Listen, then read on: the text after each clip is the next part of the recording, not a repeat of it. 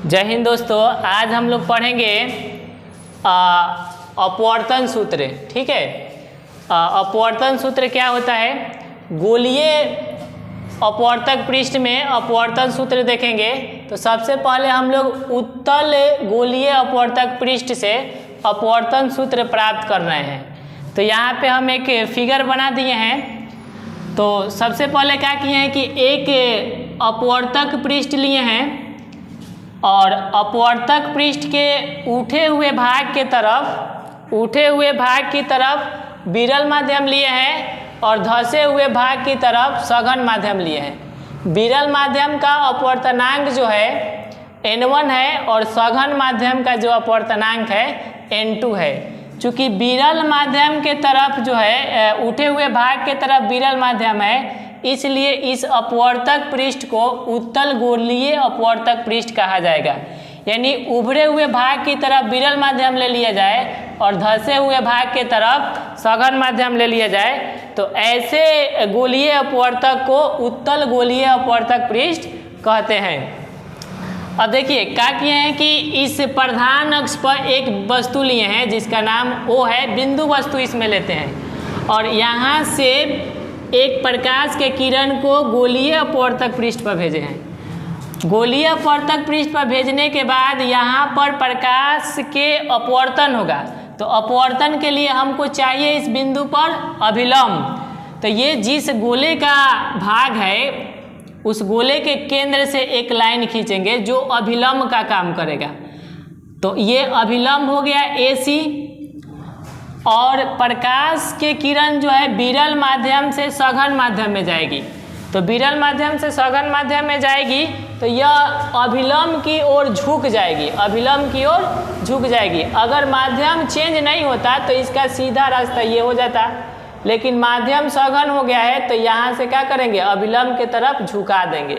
तो ये हो गया अपवर्तित किरण और ये भी अपवर्तित किरण होगा और दोनों यहाँ पे आके मिली जिसका इमेज बनेगा, फोटो। अब क्या किए कि यहाँ पे अल्फा कोण लिए हैं, यहाँ पे बीटा कोण लिए हैं, यहाँ पे गामा कोण लिए हैं और ए बिंदु से क्या किए हैं कि एगो लंब खींच दिए हैं प्रधान अक्ष या मुख्य अक्ष पर। तो ये हम लोग का फोटो हो गया और इस फोटो के अनुसार हम लोग इसमें स्नेल के नियम लगाएंगे। स्नेल के नियम क्या होता है? साइन I बटा साइन R जो होता है वह अपवर्तनांक के बराबर होता है। तो देखिए स्नेल के नियम से क्या हो जाएगा? स्नेल के नियम से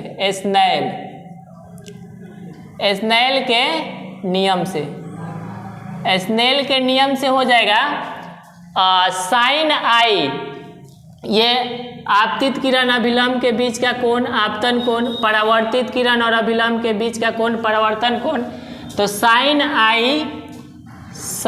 I बटा साइन R बराबर हो जाएगा जिस माध्यम में प्रकाश के किरण जा रही है उसका अपवर्तनांक लेते हैं तो n2 बटा जिससे गई है तो इसका अपवर्तनांक n1। अब इसको तिर्यक गुना कर देंगे तो ये हो जाएगा n1 साइन I हो जाएगा और ये करेंगे तो n2 साइन R हो जाएगा, n2 साइन R। चूँकि साइन I और साइन R बहुत छोटा कोण है, चूँकि साइन I एवं साइन R बहुत छोटा कोण है, बहुत छोटा कोण है। तो इस कंडीशन में साइन I जो होगा वह I के बराबर हो जाएगा और साइन R जो होगा R के बराबर होगा। अब क्या कीजिए कि इसमें साइन I के जगह पर I रखिए और साइन R के जगह पर R रखिए तो ये बन जाएगा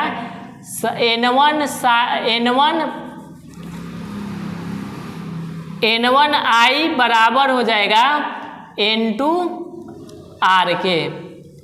तो ये हो गया n1 I बराबर n2 R के। इसको इक्वेशन 1 कर दीजिए। अब देखिए हम लोग I का और R का मान निकालेंगे ये अल्फा बीटा गामा के पद में। तो देखिए त्रिभुज A और O और C यानी त्रिभुज AOC में ये जो कोण है बहिष कोण है। तो बहिष कोण जो होता है अपने अभिमुख अंतः कोणों के योगफल के बराबर होता है। तो हम लोग लिख सकते हैं कि कोण I जो होगा कोण अल्फा प्लस बीटा के बराबर होगा। उसके बाद देखिए कोण R के लिए इस त्रिभुज में ACI में देखेंगे त्रिभुज ACI में तो ये बहिष कोण इसमें है बीटा। तो बीटा बराबर हो जाएगा कोण R प्लस गामा, कोण R प्लस गामा। हमको यहाँ से R का मान निकालना है तो गामा को इधर भेज दीजिए। तो ये हो जाएगा बीटा माइनस गामा बराबर कोण R हो जाएगा। तो कोण R का मान निकल गया बीटा माइनस गामा। अब समीकरण 1 में I का मान और कोण R का मान रख देंगे। समीकरण 1 में I का मान और कोण R का मान रख देंगे। तो समीकरण 1 से हो जाएगा। समीकरण 1 से ये N1 है, N1 लिखिए। I के जगह पर लिखिए अल्फा प्लस बीटा, I के जगह पर लिखिए अल्फा प्लस बीटा, एंगल है ये, इक्वल हो जाएगा N2 है और R के जगह पर लिखिए अल्फा माइनस गामा,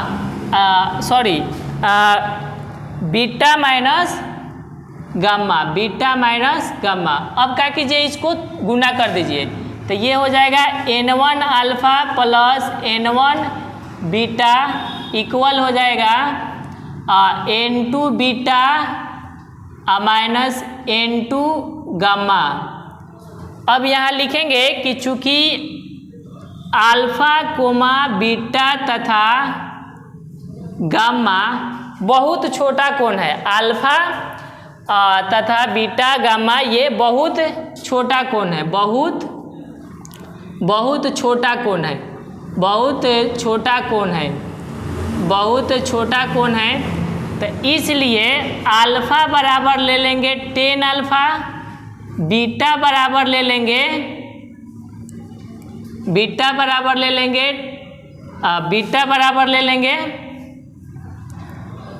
बराबर हम लोग का हो जाएगा tan बीटा के और गामा बराबर हो जाएगा tan गामा के। अब रख देंगे समीकरण इसमें, इस इक्वेशन में रख देंगे अल्फा के जगह पर tan अल्फा, बीटा के जगह पर tan बीटा, गामा के जगह पर tan गामा। तो ये हो जाएगा N1 tan alpha plus N1 tan beta बराबर हो जाएगा N2 tan beta minus N2 tan gamma. अब क्या करेंगे इसमें समकोण त्रिभुज में, इस फिगर में और ये बड़ा वाला फिगर में अल्फा बीटा गामा का मान लिखेंगे। तो देखिए N1 tan अल्फा यहाँ है तो ये समकोण त्रिभुज है ABO। तो इसमें tan अल्फा tan थीटा लंब बटा आधार, तो लंब का मान हो जाएगा AB बटा आधार हो जाएगा B से लेके O तक प्लस फिर N1 tan बीटा। तो tan बीटा इस त्रिभुज में समकोण त्रिभुज ही है ABC। तो tan बीटा लंब बटा आधार, तो लंब का मान हो जाएगा AB, आधार ये हो जाएगा B से लेके C तक इक्वल N2, ये tan बीटा इसी में, तो ये हो जाएगा AB बटा BC minus N2 tan gamma के लिए समकोण त्रिभुज ABI है, ABI में तो लंब हो जाएगा AB और इसके लिए आधार होगा I से B तक यानी BI हो गया आधार। तो ये tan अल्फा बीटा गामा का मान लिखा गया। अब देखिए सब में ए बी है तो कॉमन लेके काटिएगा तो कट जाएगा, तो यहाँ बचेगा N1 बटा बी ओ प्लस यहाँ हो जाएगा N1 बटा बी सी, यहाँ हो जाएगा N2 बटा बी सी, और यहाँ हो जाएगा माइनस में N2 बटा बी आई।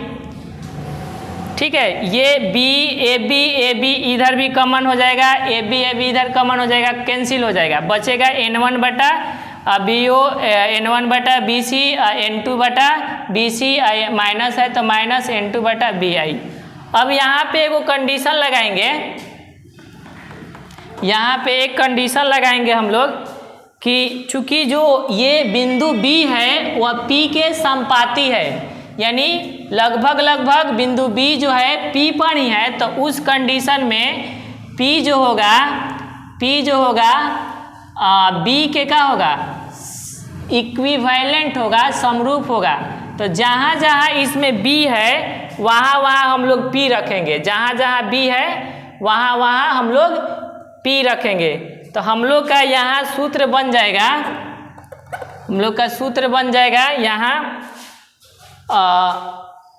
यहाँ पे हम लोग का सूत्र हो जाएगा, ये N1 है तो N1 बटा B के जगह पर P लिखिए, तो ये हो जाएगा PO, प्लस है तो प्लस N1 बटा PC हो जाएगा, इक्वल हो जाएगा N2 बटा PC हो जाएगा, और माइनस है तो माइनस N2 बटा PI हो जाएगा। यानी जहाँ जहाँ बिंदु B है वहाँ P रख दीजिए, क्योंकि हम उस कंडीशन का बात किए जब बिंदु P जो होगा बिंदु B होगा सेम होगा इस पर। अब देखिए चिन्ह परिपाटी के अनुसार P से लेके O तक वस्तु दूरी है, वस्तु को रखे हैं, तब PO का मान हो जाएगा माइनस U। आपतित किरण इधर जा रही है, हम लोग ध्रुव से मेजर करते हैं तो आपतित किरण के विपरीत दिशा में है, तब PO का मान हो जाएगा माइनस U। उसके बाद PC यानी ये गोलीय अपवर्तक पृष्ठ के रेडियस है, तो ये हो जाएगा आपतित किरण के दिशा में है, तो PC का मान ले लेंगे R प्लस में, और है इसमें PI, तो PI आपतित किरण के दिशा में है, प्रतिबिंब दूरी है, तो ये हो जाएगा PI प्लस में है, आपतित किरण के दिशा में है, तो ये वस्तु दूरी हो गया, ये वक्रता त्रिज्या हो गया, ये प्रतिबिंब दूरी हो गया। अब इस इक्वेशन में इसको रख देंगे, इस इक्वेशन में रखने के बाद हमको एक समीकरण प्राप्त होगा, तो ये हो जाएगा N1 बटा माइनस U और प्लस N1 बटा PC का मान हो गया R, इक्वल हो जाएगा N2 बटा PC का मान हो गया R माइनस N2 बटा PI के मान हो गया V। अब देखिए PI के मान हो गया V। अब इसको रीअरेंज कर दीजिए, R वाले को एक तरफ और बिना R वाले को एक तरफ कर दीजिए। तो ये देखिए ये हम लोग का क्या है, माइनस में है, इधर आएगा तो प्लस हो जाएगा, तो पहले इसको लिखते हैं, इधर ला रहे हैं, तो ये हो जाएगा प्लस N2 बटा V, ये माइनस में है तो माइनस N1 बटा U लिखिए, इक्वल कर दीजिए, ये N2 लिखिए, इधर है N2 बटा R, ये प्लस है उधर जाएगा तो हो जाएगा माइनस में, तो ये हो जाएगा माइनस N1 बटा R। अब इसको क्या कीजिए, R हो गया। अब इसको हम लोग लिख सकते हैं एक लाइन और, N2 बटा V माइनस N1 बटा U equal N2 minus N1 बटा R, इक्वल में हो जाएगा N2 माइनस N1 बटा R। इसी को हम लोग कहते हैं अपवर्तन सूत्र, इसी को हम लोग बोलते हैं अपवर्तन सूत्र। ठीक है, तो अपवर्तन सूत्र जब वस्तु विरल माध्यम से सघन माध्यम में जाती है तो उसका अपवर्तन सूत्र लेते हैं, सघन माध्यम का अपवर्तनांक बटा प्रतिबिंब दूरी माइनस विरल माध्यम का अपवर्तनांक बटा वस्तु दूरी बराबर में हो जाता है सघन माध्यम का अपवर्तनांक माइनस विरल माध्यम के अपवर्तनांक बट्टा में गोलीय पृष्ठ की त्रिज्या। ठीक है, तो ये हुआ जब वस्तु सघन से विरल में जाएगी तो उसका अपवर्तन सूत्र हो गया। तो हम लोग इसी को बोलते हैं अपवर्तन सूत्र।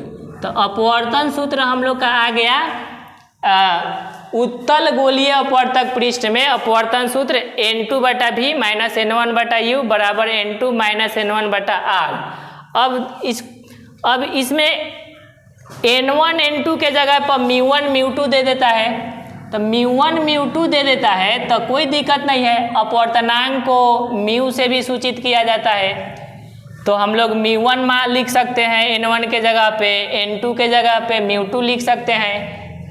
तो और दूसरा कंडीशन, अगर आपतित किरण विरल से सघन में जाएगी, विरल से सघन में, तो ये अपवर्तन सूत्र, और सघन से विरल में जाएगी यदि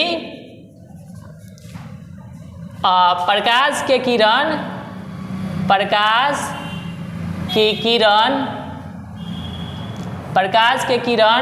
सघन माध्यम से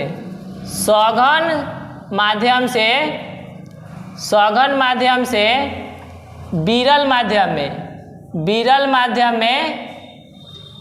माध्यम में प्रवेश करती है तो अपवर्तन सूत्र हम लोग का हो जाएगा, इसको चेंज कर देंगे, N2 के जगह पर कर देंगे N1 बटा V और N1 के जगह पे कर देंगे N2 बटा U इक्वल हो जाएगा N1 माइनस N2 बटा R। तो अगर माध्यम चेंज होगा तो हम लोग अपवर्तनांक केवल चेंज करेंगे, N1 के जगह पर कर देंगे N2 और N2 के जगह पर कर देंगे N1। तो ये हो गया जब प्रकाश के किरण सघन माध्यम से विरल माध्यम में प्रवेश करेगी तो अपवर्तन सूत्र ये लिखेंगे।